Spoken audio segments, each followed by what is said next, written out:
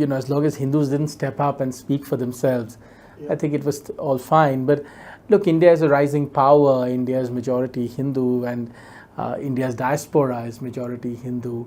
One of the most successful diasporas in the world, one of the best educated, in every country, wherever there's Indian diaspora, the model minority, the Indian diaspora doesn't go and knife anybody, the Indian diaspora doesn't go and bomb anybody, the Indian diaspora creates no trouble at all, right? I was telling somebody from the UK the other day, it's not the Indian diaspora who creates grooming gangs in the UK, So, such a successful community, the Hindus, will want their share of attention, right? I mean, and why not? I mean, I think the community contributes positively in every part of the world where Hindus are, right?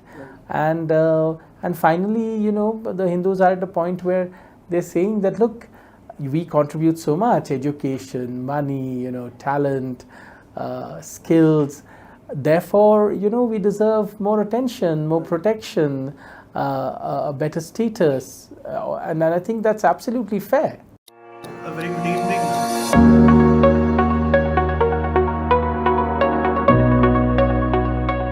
He's an author, he's a journalist, and he's an award-winning historian who has written many books in the past, and the latest one being Sing, Dance and Pray, the inspirational story of Srila Prabhupada, founder Acharya of Iskcon. I'm joined by none other than Dr. Hindol Sengupta for a conversation for this special podcast between Swarajya and Bharatvaarta. Dr. Sengupta, it's such a pleasure. Thank you so much. Namaste to you. How was your flight to Bangalore? Good. I always enjoy coming here, though of course the traffic could be better. I usually have this routine of asking every guest who comes down to my studio, what do you find special about Bangalore? Especially I ask you this because you being a Bengali, I consider Calcutta a second home because, I feel very close to the people and the city. Okay.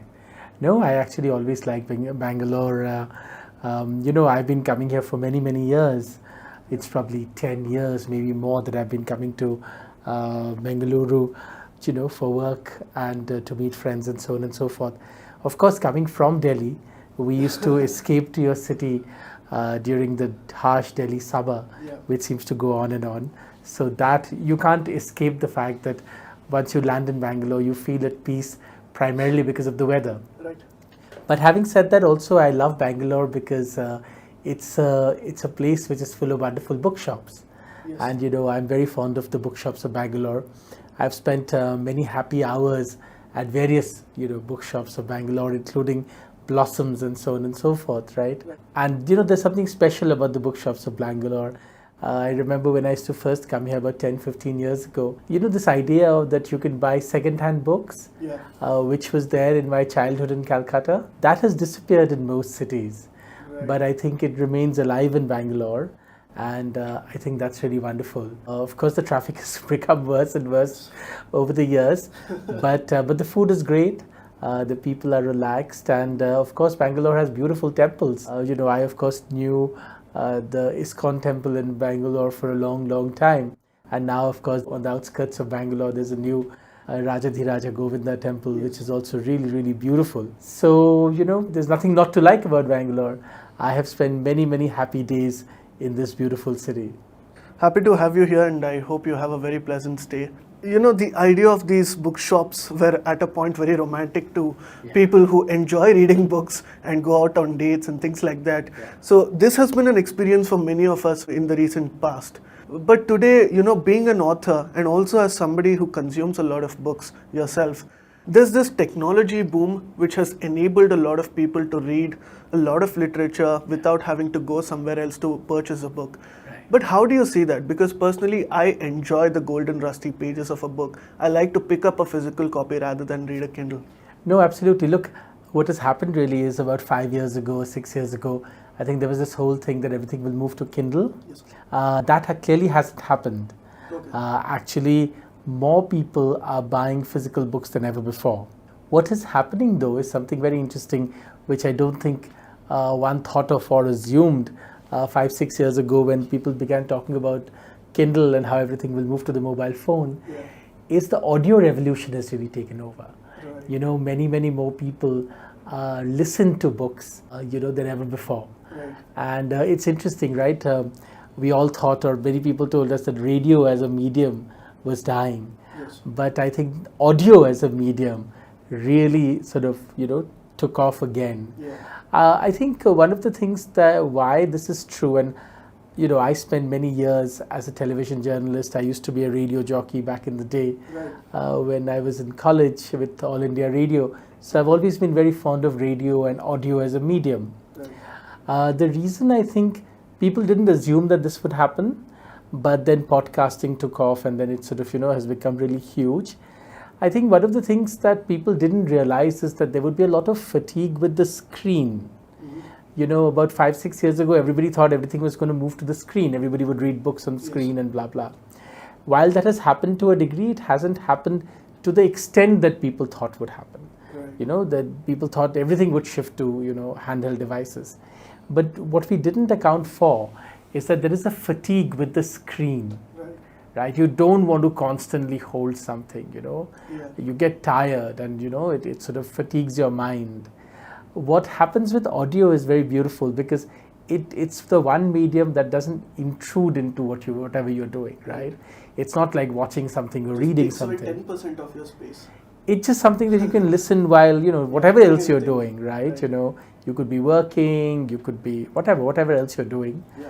and you can continue to listen to it, right? So therefore, I think human beings want more and more things that would demand less from them. Yeah. And I think audio doesn't demand much from the listener, Yeah. and that's why it's become really huge. Even, I hear of a lot of people who work on YouTube and make YouTube videos and so on and so forth. They actually find that many people are listening to them, Yes. and not necessarily watching the video. I have a lot of requests that come in where they ask me to upload this to audiobooks and Kindle and not Kindle but the other platforms like Spotify and all of that.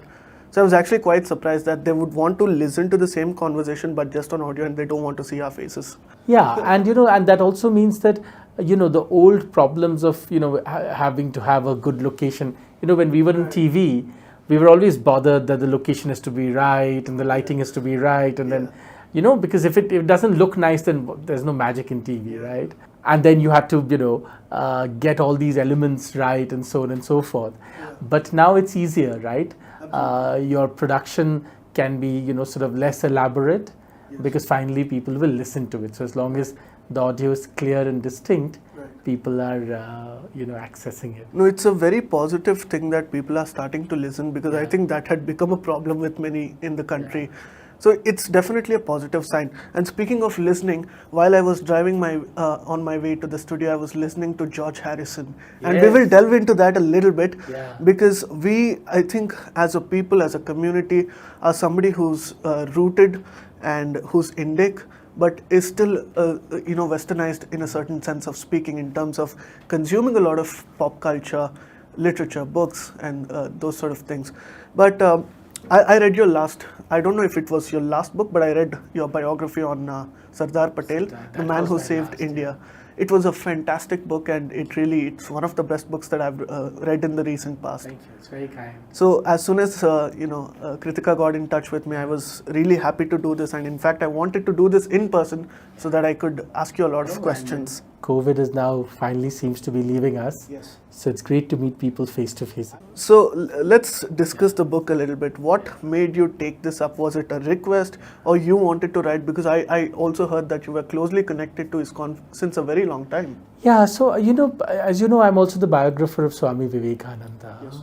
So I have been writing about Hinduism and its dramatis personae, so to speak, for some time, right? And as I have mentioned in many interviews, being a Bengali, Iskcon was obviously, influential in Calcutta, and they have a very large footprint there. As a child, I went to Mayapur, which is the great, Iskcon temple at Mayapur, and I remember, we would go for school trips from Calcutta to Mayapur to see the temple, and of course with my family and so on and so forth.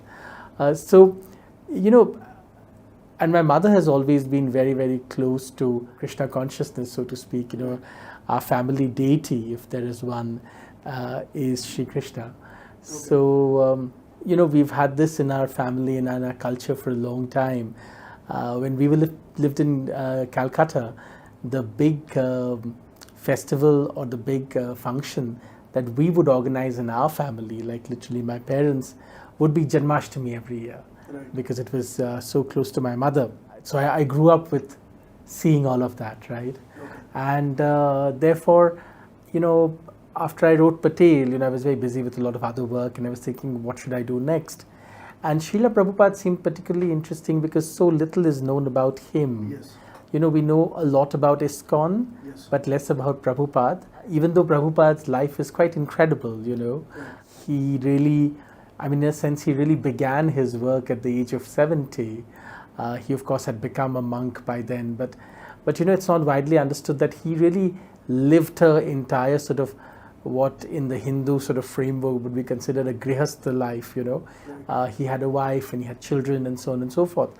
But he was, even though he was leading a civilian life, so to speak, he was always very, very close to this idea of leading an ascetic life and devoted to Sri Krishna. And around the time that people retire, so to speak, so did Prabhupada, but of course he took the other, sort of more expanded step of sort of, moving towards an ascetic life, leaving behind his civilian self, right? And he then tried to build a movement in India, but he wasn't very successful. He went all around the country trying to sort of mobilize resources to build this movement, until he actually, landed up in America. Yes. And it's in America that he was able to build this incredible movement. We were talking about audio. Here's the interesting thing. If the age of the podcast is here, the age of the kirtan is also here, because I feel that I don't think we have understood the importance of kirtans in our life. Yeah. There is something like meditation, the idea of chanting in kirtan centers us. Right. And I think Prabhupada was really one of the early people who understood that very clearly, and understood also how to place it in a modern context, right? So in a sense, like Vipassana was given a sort of modern shape and form, in India. Yeah. Of course, Vipassana, goes back all the way to Lord Buddha. But, the great masters, and sort of gave Vipassana a whole shape and form in the modern age. I think Srila Prabhupada gave chanting and the idea of kirtan a modern context. And he was able to explain to many people, including people in America, how it would help them in their day-to-day life. And in this context alone, I think the sanctity has been maintained even after there's a lot of attempt by the Western population to sort of understand what Kirtans is all about, and to understand the whole movement that he brought about. Yeah. Because if you look at if I may use the word, bastardization of Indian culture today in the West, you look at things like goat yoga and the ridiculous amount of things that's actually going on. You look at the Hare Krishna movement, it actually transpired in a very Indic way, so to speak. But since you were also mentioning that there was not great reception for Prabhupada here in India, what do you think made that difference in America? Why do you think he was not received very well in India? Yeah, just to quickly segue, people of course say these things, bear yoga and goat yoga and whatever. I don't think we should pay too much attention to this. Look, and we in India should understand this. We have 1.3 billion people, maybe 1.4 now. There are billions of people in the world. There will always be some people who will do some crazy things. What happens is, I think we start to give them spotlight and attention, right? And that actually fuels it. Otherwise, who cares? Like some guy doing some beer yoga somewhere. It's nowhere close to mainstream or anything. Yeah. By giving it, the fuel of spotlight, I think we sort of encourage this sort of, idiosyncrasies, so to speak. We should just ignore these people, But to answer your other question, look, Srila Prabhupada himself was a fascinating character. He had a great sense of purpose, Otherwise, look, at the age of 70, nobody gets up on some cargo ship and goes to America with like trunk loads of books and some 40 rupees and says, I will try and build a movement there, And to be honest, when Srila Prabhupada first landed in America, he wasn't certain that he would be able to, build a movement or anything like that. In fact, if you read my book, there's this entire portion where he's essentially telling Krishna that I have no idea why I have, why you brought me here. And, now it's up to you. You decide what you want me to do and I'll do it. So I think he had that great sense of leaving it up to the Lord or leaving it to the Lord. That sense of submission. In our culture, we say Sharanagati. Yes. Submission to the divine. That is not easy. But I think Srila Prabhupada certainly had that. He had that sense of Sharanagati, which was very, very valuable and powerful. The other sort of more, prosaic reason, of course, was that his ideas and words fell to a very receptive audience. Please remember, he landed up in America, which was going through great turbulence. Yes. In fact, I said in one of my lectures that many of the things that were unleashed in American society are alive in that society even today. Right. The kind of tribalism that American society saw during the civil rights movement and then during the anti-Vietnam protests and so on and so forth, right? All of that tribalism in, America is the great melting pot. Yeah. But the fissures of that tribalism has always been there in that society. Right. And those fissures are coming out even today. There's so much talk of America splintering through its heart, so to speak. All of this is not new. This is all remnants of old fissures in that society. In fact, I was about to ask you why the movement is still very popular even today in America and holds that relevance, but I think you answered my question. No, so Srila Prabhupada's, you see, there were so many, lakhs and lakhs of people or tens of thousands of people in America at that time who were rejecting the mainstream of American society, so to speak, who wanted a sort of a life away from what we today call the military-industrial complex, right? Who rejected war, who were rejecting the sort of uber-materialistic lifestyle that capitalism had engendered in America, right? And to them, Srila Prabhupada seemed like a wonderful option. He was this man who was as far away from the military-industrial complex of their own country as was possible, He was a monk, he was vegetarian, he only spoke about, playing the, mridangam and singing and chanting. Yeah. He was also telling them things that was very important to American life, He was telling them to wash their hands before eating and to remain, if they couldn't remain celibate, be faithful to one partner and so on and so forth. And imagine saying these things to a generation, the flower power generation, so to speak, in the middle of the beatnik generation, all of that, the summer of free love and so on and so forth, right? Today we use the word radical compassion. So Srila Prabhupada, I think, showcased radical compassion all those years ago, because he was stern with his pupils, but he was radically compassionate. He was not telling them that, oh, you can just go and do whatever you feel like. He was telling them, what you're doing is wrong, but there is a better way, and I'm here to tell you what that better way is, and that better way is submission to Krishna, right? Now, that's incredible, and in my research, I found this wonderful video, which I was happy to, some of my friends at Iskcon had also not seen it. So it was Allen Ginsberg. The poet? Yeah, the famous television debates between Allen Ginsberg and William Buckley Jr., the radical left and the radical right, so to speak, the sort of leading intellectual lights of the left and, of course, the conservatives, which is William Buckley. So they're having all these televised debates about the future of America and what should happen and so on and so forth, and discussing war. And at one moment, Allen Ginsberg tells William Buckley that, you're not understanding what I'm trying to say. Maybe you'll understand if I sing it to you. And you can see from William Buckley's face that he's like, what are you even talking about?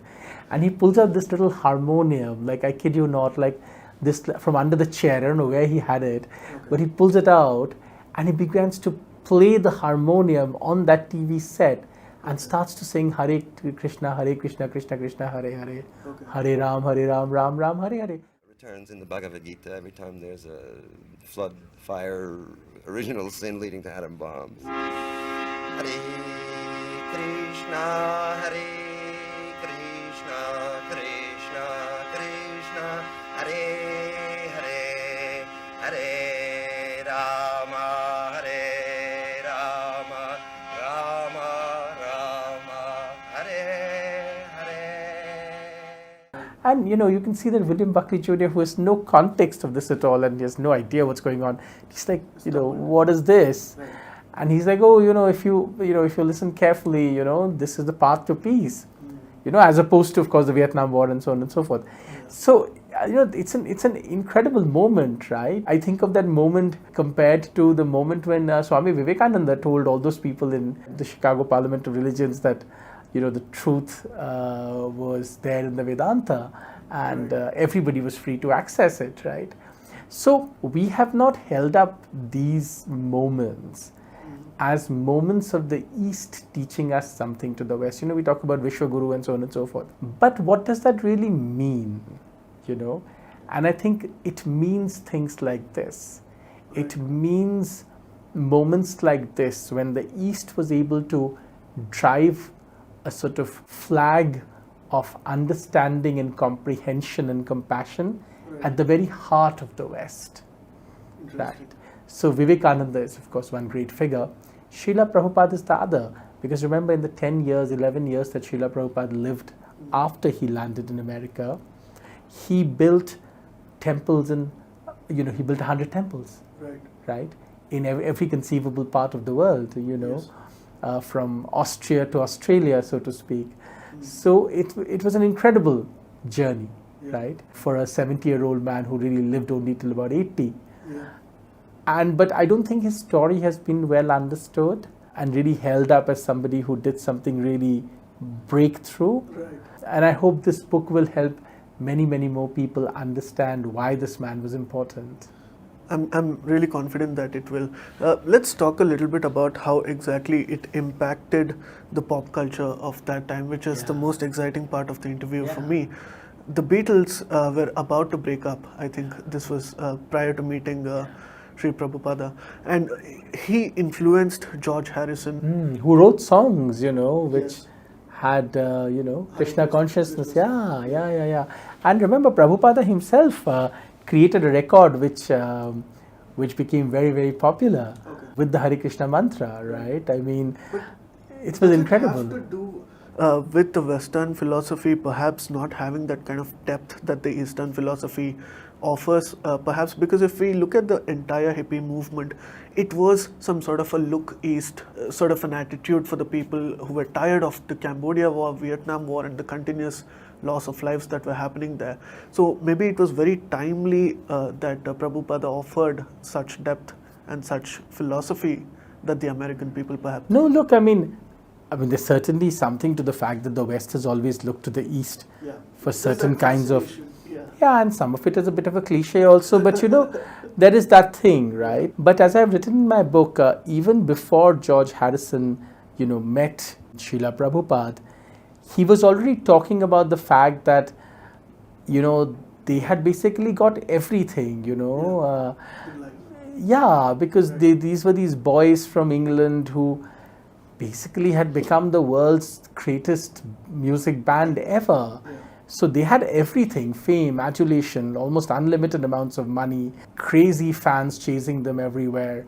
And again, I discovered this interview of George Harrison where he talks about it and he's like, we got everything and then we realized it was not enough, something was missing. And I think in order to understand that, you also have to have a certain depth, and I think maybe George Harrison did. So he obviously realized that there was something missing, and so did John Lennon, of course, right? So there was obviously something, and they were obviously trying to figure out that there was something missing, and how do they fix that, and so on and so forth. Which is when they met the Iskon people, and then met Srila Prabhupada, and so on and so forth. And Srila Prabhupada's message, as always, was incredibly stark and clear. He essentially said that, look, you need to submit to a higher power. And remember, George Harrison helped Iskon get the what is today called the Bhaktivedanta Manor in England, and so on and so forth. And I believe the Harrison family is still close to Iskon. So this is an incredible interaction between the East and the West. If you read my book, you'll see it begins by George Harrison being in an aircraft, and the aircraft seems like it's going to crash, and he's sort of singing Hare or chanting to himself, Hare Krishna, Krishna Krishna, Hare Hare, Hare Ram, Ram Ram, Hare Hare. So he sort of, how this entire interaction changes his life in many ways. And George Harrison, of course, goes on to then create his own music and write his songs and so on and so forth, and continues to have a lifelong relationship with this. When George Harrison was dying, on his deathbed, so to speak, there were two Iskcon monks who were sort of praying for him and chanting for him. Right. So he really obviously had a lifelong engagement with Krishna consciousness. So these are obviously great, and obviously Iskcon grew also in a sense because the power of such associations spread the word very far and wide, right? Both through Allen Ginsberg and later George Harrison and so on and so forth. But you asked me something, and let me answer that. What kind of elements did Iskcon bring to the West? Yes. And I said in one of my lectures, think about it in San Francisco, which, they used to have these gigantic sort of musical festivals because of the anti-Vietnam War. Yes. And so on and so forth. And there, Srila Prabhupada, in a city where all these huge sort of musical events were happening, he introduced the Rath Yatra from Jagannath Puri onto the streets of San Francisco, which, if you think about it, is such an incredible thing, right? Because he was essentially saying, well, you have all these mega festivals, we have the, mother of all festivals, so to speak. And imagine, I sometimes think, what did those Americans who saw those rathas on the streets of San Francisco really think for the first time, They would have never seen anything like that. And just the sheer spectacle, just the sheer scale of it all is incredible, right? Imagine, we're not talking about today, we're not talking about 2022, 30, 40 years ago, on the streets of San Francisco, these huge wooden, rathas. And then, Srila Prabhupada was somebody who had a sense for the grand spectacle, because he had made his life so much of a celebration in the name of Krishna, that he was able to conceptualize large-scale things, And you live in Bangalore, and today when you go to, say, the Rajadiraja Govinda temple, or you go to Vrindavan, you see the Chandrodaya temple that is being built, you see that in some senses Iskcon still continues this journey, right? Yes. Of doing things at scale, right, at a very grand scale, right? That, of course, comes from Prabhupada, the idea that anything done for the Lord has to be in the biggest scale, Yes. Even Akshay Patra, Srila Prabhupada, a very tender-hearted man, saw a child eating leftovers, cheek by jowl, as it were, with dogs, and said that if we cannot even feed people, and if people are hungry, then what service are we providing to the Lord, right? And said that within a 10-kilometer radius of an Iskcon temple, nobody will ever go hungry. Right. So today you think about, one of the great things that people think about, even people who are not Hindus or don't know much about Indian philosophy, they think about Iskcon and food, the kitchens, the massive when I was at Oxford, do you know one of the things that is very famous in Oxford is that the Oxford Center for Hindu Studies is headed by somebody who's affiliated to Iskcon, has every Wednesday this really wonderful vegetarian lunch, and it's actually known all across Oxford that you go to OCHS, so to speak, because the food is wonderful and it's vegetarian and so on and so forth. I used to go there many times to eat that vegetarian food. It was great. So these massive kitchens that you're talking about, including Akshay Patra, it started in Bangalore, feeding millions and millions of children through midday meals and schemes and so on and so forth, right?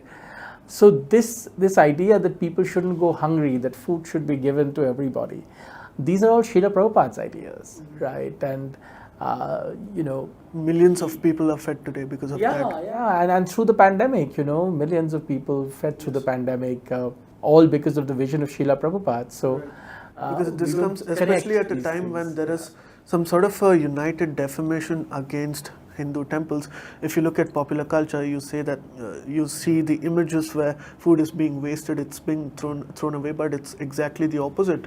Water is being recycled. There's a lot of renewable energy in the infrastructure around the temples, and the temples are perhaps meeting the kind of purposes that they were originally meant for. Yeah, no, quite right. Look, I mean, there will always be, as long as Hinduism, as long as Hindus didn't step up and speak for themselves, I think it was all fine. But look, India is a rising power. India is majority Hindu, and India's diaspora is majority Hindu. One of the most successful diasporas in the world, one of the best educated, in every country, wherever there's Indian diaspora, the model minority. The Indian diaspora doesn't go and knife anybody. The Indian diaspora doesn't go and bomb anybody. The Indian diaspora creates no trouble at all, right? I was telling somebody from the UK the other day, it's not the Indian diaspora who creates grooming gangs in the UK, So, such a successful community, the Hindus, will want their share of attention, right? I mean, and why not? I mean, I think the community contributes positively in every part of the world where Hindus are, right? And finally, the Hindus are at a point where they're saying that, look, we contribute so much: education, money, talent, skills. Therefore, we deserve more attention, more protection, a better status, and I think that's absolutely fair.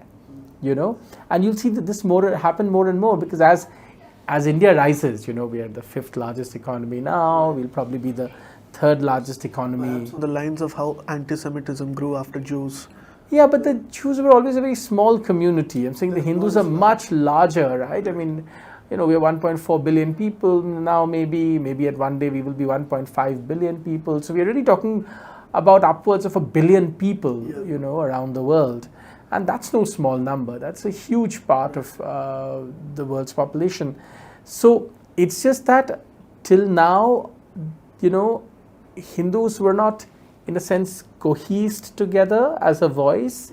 I think that's happening more and more. Right. And I think whenever there is persecution or oppression or anything like that, I think Hindus are beginning to speak together in one voice. That's really important.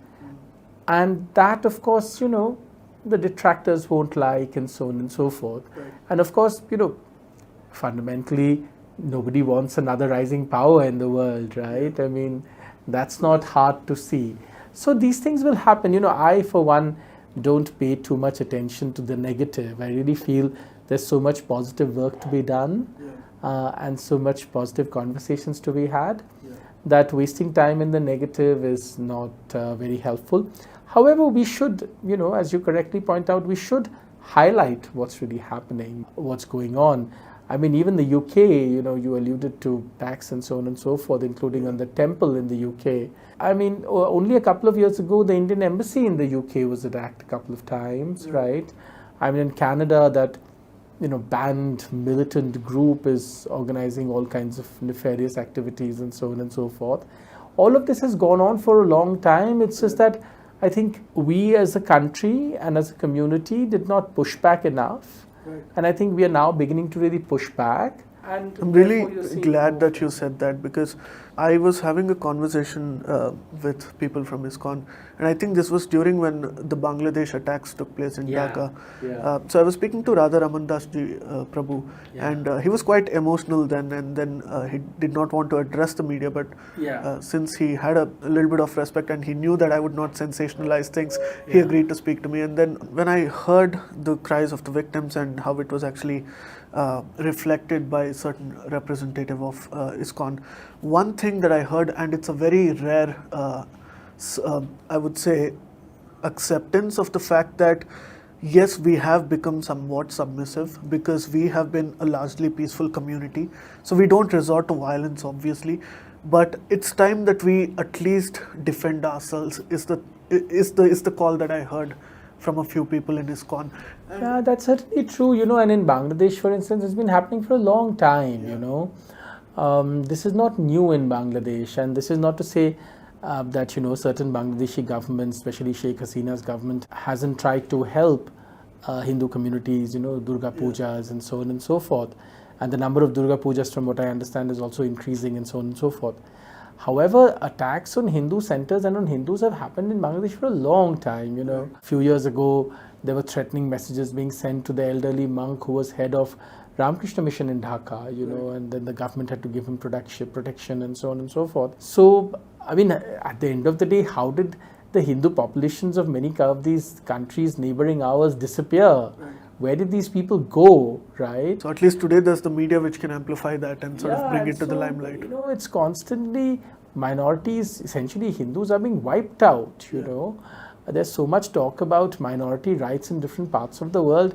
What about the minorities in our neighboring countries, right? What about Hindus and also Sikhs, in Pakistan, for instance. But this is one criticism about Iskcon, is that there is that aggression which is perhaps missing, because that aggression is a very positive one in terms of defending yourself. But most Hindu organizations are not aggressive, no? There are very few Hindu organizations. And look, and you have to also understand that if you want to do spiritual work, there are very few spiritual organizations from India that have ever been aggressive. Most of them are very, devoted to public service, they're devoted to the spiritual part of the work, right?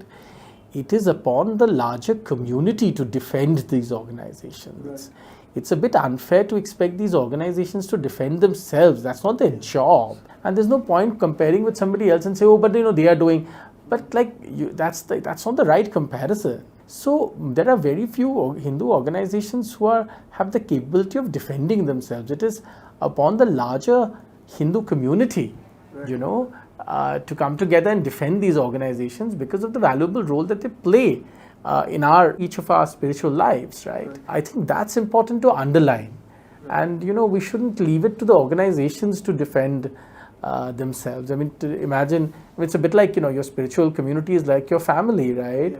Today your family is attacked. You're not going to say that, why are we not trained in warfare, and why don't we have weapons? You would say, it's the job of the state to protect us, right? Absolutely. The police and so on and so forth, and law authorities to protect us. Same thing. The organizations are not geared to protecting themselves. Yes, should they be more vocal? Sure. That's valid, one should be more vocal and so on and so forth.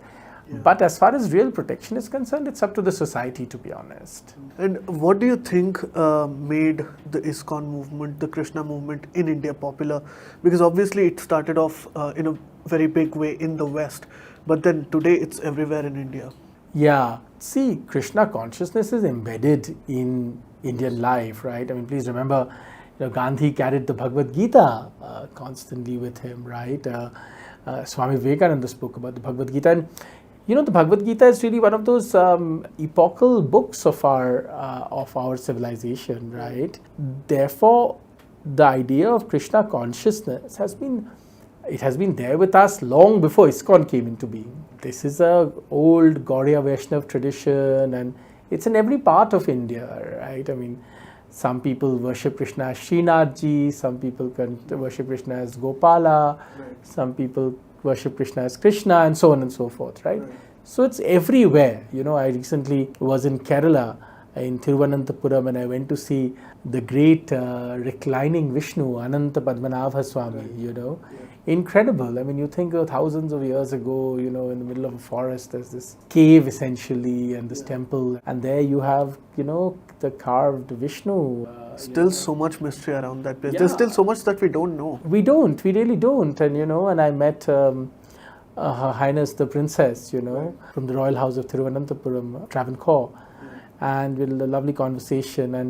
And yeah, the people don't realize that, Ananta Padmanabha Swami is the presiding deity, right. Of Thiruvananthapuram, right? Quite like Mahakal is the presiding deity of Ujjain, and Lord Shiva is the presiding deity of Kashi, right? All of this consciousness is there in our society. It's just that over the years, because of various reasons, and we don't have time to go into all the reasons, a lot of it has been forgotten. People were ashamed to say these things. So there were all kinds of manias. It's a form of reintroduction. Yeah, it's a form of reintroduction, reinvention, rekindling. It's all, our natural self is all coming out. But today, do you I'll think... give you an example. I went to see RRR, right? Yeah. And there's that scene towards the end of the film where Ram Charan is, fighting these British soldiers in a forest. And there's this statue of Lord Ram. Yes. And he's sort of hiding there and so on and so forth. And then, he doesn't have clothes because he's just been rescued from this prison. Yeah. So he sort of takes the saffron robes that were there on the statue, and then he sort of drapes it around himself, and then takes the bows and arrows. And there's a scene where you sort of, from the smoke and the fire, you suddenly see him shooting an arrow. Yeah. I was in a cinema hall in Delhi where I live. The whole audience began to say Jai Shri Ram, Jai Jai Shri Ram, and they knew that this is not Shri Ram. The character is, something else. The movie is something else. But this identification is so strong. Even the director, therefore, has, used that song, right? The background music that plays when Ramcharan appears, and, it says Shri Ram Raghavam, Ramam Raghavam, something, right? It's mostly that we are getting reconnected with that consciousness. And I'm just saying, how people connect, right? And, they know, what's going on and what this image reminds them of. And they know that, okay, in the film, it's the character of Alluri Sita Ramaraju, right? And he's fighting the British and blah, blah. And, I've seen 2.5, 3 hours of the film. Yeah. But when that image comes on the screen, your innate sort of social consciousness reminds you that this image is from your, deep from your society's culture and civilization and so on and so forth. Right. And you see it and you're like, okay, this reminds you. Yeah. And because it's North India, they know, and, that comes out naturally. It's almost like it comes out naturally from them, Absolutely. right? So this is all there in people, it's generations of conditioning, exposure, knowledge, seeping through, from parent to children for generation after generation after generation after generation. Right. So this is not easy to wipe out. All of this had got buried in a sort of, what should I say, false consciousness, right? Right. But what do you so think all of this is reappearing? Maintains and pushes that spirituality forward or the religiosity forward even in the younger generation? Because if you look at the West, and I don't have any solid statistics with me, but presumably one can say that perhaps the third generation is far less religious than the first or the second, because in an age of Christopher Hitchens and all the atheist movements going forward, in India it's the complete opposite. People are very in the attracted. West, more and more people now call themselves SBNR, spiritual but not religious. Okay. So, especially in Christianity, and there's a revival of Christianity also in some pockets, but in Christianity, a lot of the Christian world, everybody wants some sort of spirituality in their lives. It's about community, it's about having an inner life, all sorts of things, right? In human history, there's never been a time like, the last 30, 40 years when most people never had an inner life. If you think about your parents or my parents or anybody, they always had some form of spiritual life. There would be some puja at home, they would go on a Tuesday to the temple or Monday or whatever, whichever day they chose or whichever deity they worshipped. There was some spiritual connection in their lives. In the last 30, 40 years, it was a bit unique. So all of that got destroyed, right? And got buried in this sort of attempt to be modern and so on and so forth. But even in the West, people want that, right? That hunger is there in every individual. What they don't want is a superstructure. Right. They don't want some, presiding authority to tell them, now you eat this, you live here, right? Particular framework, so to speak. Yeah, they don't want a framework. So then now a lot of people call themselves SBNR, spiritual but not religious. What does it mean? It means in many cases that they do yoga, they might be meditating. Many people of them are turning vegan. Yeah. Thank you so much for joining me for this conversation. It's been absolutely lovely speaking to you. Thank you. Thank you very much for having me. In fact, towards the beginning of the conversation, I just wanted to ask you if I can call you Dr. Sengupta or Hindol or Dada. Just Hindol or Dada would do. Dada is a form of respect. My Bengali friends get carried away when I say that. Well, Dada, and I think a lot of non-Bengalis don't understand this. Dada is usually to an elder brother. But I see that a lot of people say Dada to any Bengali they see. Right. But usually in Bengali, Dada would be and Bhai would be to younger brothers. Yeah. Thank you so much, Dada, for joining. Thank you. And please It was great fun talking to you. Please do let our audience know how they can purchase your book, where they can purchase your book, and what exactly can be offered through this book.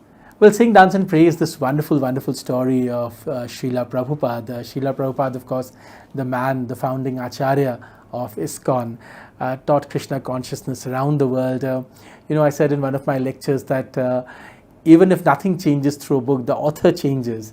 My life changed through this book. I took up chanting seriously after reading this book, and I think I have found much of value to learn from in Srila Prabhupada's life. An incredible man, going at the age of 70 with only 40 rupees in his pocket to America to teach Krishna consciousness and building a global movement.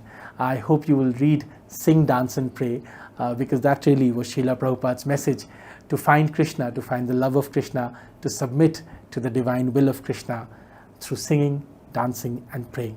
And of course, you can see this interview with me on Swarajya and Bharatvaarta. I've really enjoyed having this conversation. Do please subscribe to Swarajya and Bharatvaarta for more such incredible conversations. Thank you for listening. Thank you so much. Do let us know what you thought about this conversation in the comment section below. And I would entertain any form of questions or criticism or comments about this particular interview, barring the fact that my head has too much coconut oil. I cannot really help you with that. Thank you so much for tuning in. Do let us know what you thought about this.